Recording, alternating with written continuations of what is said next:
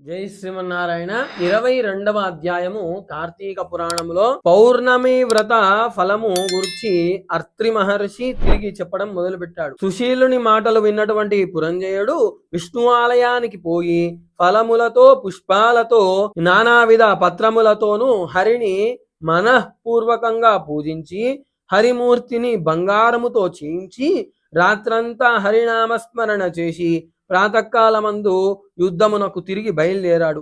పురంజయుడు హరినామస్మరణతో పొందినటువంటి ఉత్సాహముతో యుద్ధమునకు కవచ ఆయుధ దారి అయి బయలుదేరాడు. యుద్ధ భూమిలో ధనుష్టంకారము చేయగా కాంబోజరాజు మొదలగు సామంతులు పురంజయుని పైకి దుమికారు. ఇద్దరి మధ్య భయంకరమైనటువంటి పోరు జరిగింది. ఏనుగు గుర్రాలు సైన్యము రెండు పక్షాల వారివి నశిస్తున్నాయి. పురంజయుని విజయలక్ష్మి వరించింది. హరి అనుకూలముగా ఉంటే శత్రువులు మిత్రులవుతారు. అపజయము కూడా జయముగా మారుతుంది. హరి ప్రతికూలముగా ఉంటే అనుకూలముగా ఉన్నవి కూడా ప్రతికూలముగా జరుగుతాయి. ఈ వ్రతమును ఆచరించినటువంటి వారు సమస్త దుఃఖములను పోయి సుఖమును పొందుతారయా. శూద్రులు కూడా వైష్ణవులతో సమానమవుతారు. హరిభక్తి లేనటువంటి వాడు బ్రాహ్మణుడు కూడా శూద్రుడవుతాడు.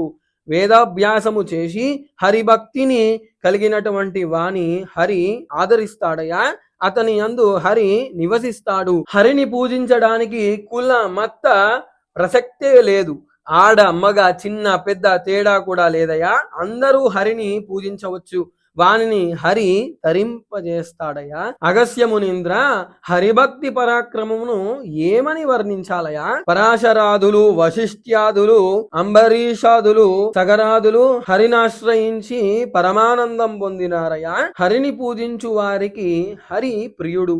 హరికి వారు ప్రియులవుతారు. సమస్త చరాచరమలయందు హరి నిండి ఉన్నాడయా.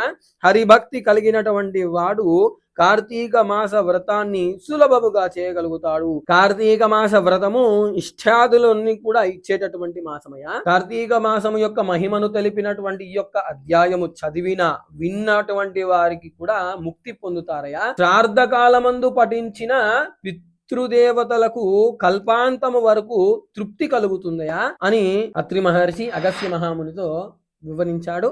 ఇది 22వ అధ్యాయం సమాప్తము. జై శ్రీమన్నారాయణ. శివాయ గురవే నమః.